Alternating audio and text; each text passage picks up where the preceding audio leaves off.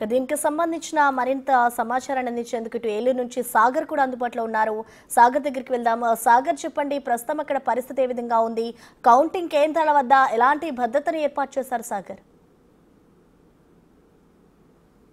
Good morning Prasanna. కొద్దిసేపటి క్రితమే తూర్పు పశ్చిమ గోదావరి జిల్లాల గ్రాడ్యుయేట్స్ ఎన్నికకు సంబంధించిన ఓట్ల లెక్కింపు ప్రారంభమైంది. ప్రస్తుతం ఏలూరులోని సిఆర్ రెడ్డి ఇంజనీరింగ్ కాలేజీలో ఏర్పాటు చేసినటువంటి కౌంటింగ్ సెంటర్ వద్ద మనం ఉన్నాము. ఇప్పటికే ఈ కౌంటింగ్ సెంటర్ చుట్టుపక్కల కూడా 144 సెక్షన్ ఏర్పాటు చేశారు. కేవలం పాస్ ఉన్న వారిని మాత్రమే కౌంటింగ్ సెంటర్ లోపలికి అనుమతిస్తున్నారు. పాస్ లేని వారిని బయట నిలిపివేసే పరిస్థితి. ఇటు ఏజెంట్లు అట్లాగే కౌంటింగ్ స్టాఫ్ కి సంబంధించి కూడా పూర్తి స్థాయిలో వారికి ఇప్పటికే ట్రైనింగ్ ఇవ్వడం జరిగింది. ఇక్కడ ఉమ్మడి ఇటు తూర్పు పశ్చిమ గోదావరి జిల్లాల గ్రాడ్యుయేట్స్ ఎన్నికలకి సంబంధించి సుమారుగా 2,18,902 ఓట్లు పోలయ్యాయి. సో వీటిని లెక్కించాలంటే 28 టేబుళ్లు 17 రౌండ్లుగా అధికారులు అయితే ఏర్పాటు చేశారు. ఇప్పటికే ఏలూరు జిల్లా కలెక్టర్ వెట్రిసెల్వి రిటర్నింగ్ అధికారిగా ఉన్నారు.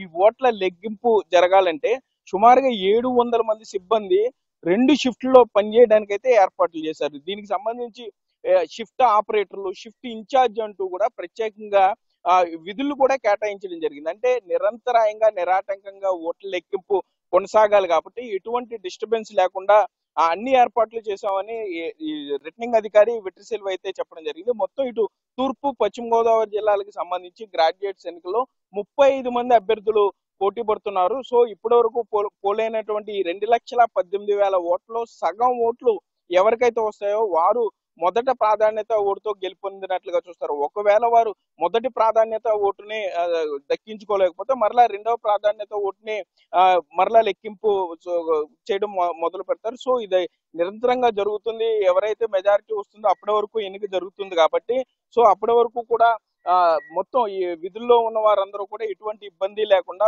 ఓట్ల లెక్కింపు సాగేలాగైతే అధికారులు ఏర్పాటు చేశారు. పూర్తిగా చెక్ చేసిన తర్వాత మాత్రమే కౌంటింగ్ కేంద్రంలోకి అనుమతిస్తున్నారు.